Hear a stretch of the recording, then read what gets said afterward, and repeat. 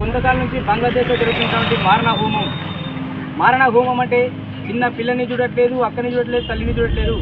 అమ్మాయిల విషయానికి వస్తే ఎవరిని కూడా చూడకుండా అక్కడ ఉన్నటువంటి ముస్లిం మైనారిటీలు ఎవరైతే ఉన్నారో వాళ్ళు క్రూరాతి క్రూరంగా, అక్రమంగా, మారణహోమంగా పిల్లల్ని చంపేయడం కానీ, ముక్కలుగా నరకడం కానీ వంటి ఆరోపణలకు వాళ్ళు ఎదుర్కొంటున్నారు.